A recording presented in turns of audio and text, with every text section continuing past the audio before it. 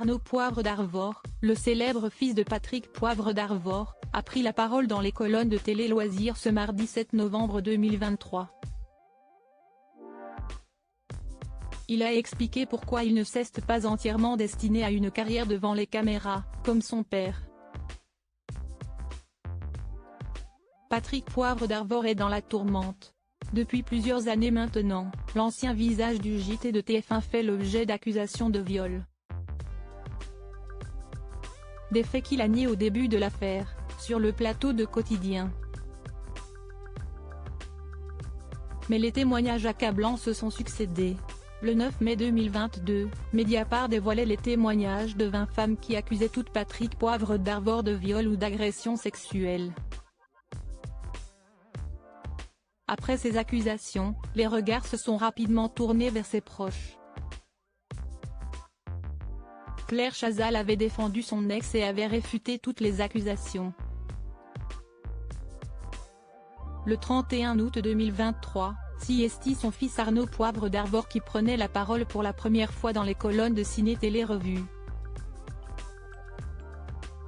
Le fils de Véronique Courcou, décédé le 30 juin dernier à l'âge de 81 ans, expliquait qu'il ne s'est jamais exprimé là-dessus, parce qu'il pense que sa parole serait inaudible. Bien sûr, je suis profondément meurtri, et c'est une situation difficile à vivre.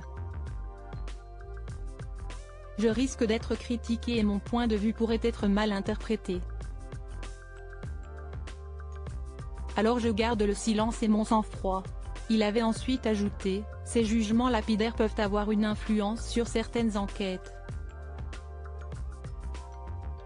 La présomption d'innocence n'existe plus, des propos diffamatoires ne peuvent plus être condamnés. Je veux travailler avec le plus de passion possible et ce mardi 7 novembre 2023, le producteur s'est une nouvelle fois exprimé dans Colonnes de Télé Loisirs pour faire la promotion de sa nouvelle émission Enquête Chrono. L'occasion pour lui de se confier sur la manière dont il évolue dans le métier avec un nom si célèbre. Je savais que j'allais être plus dans l'ombre, mais ça ne me dérangeait pas. Je vous avoue que je n'ai jamais été totalement attiré par la lumière. Je veux juste travailler avec le plus d'enthousiasme et de passion possible. Je me suis toujours senti très à l'aise.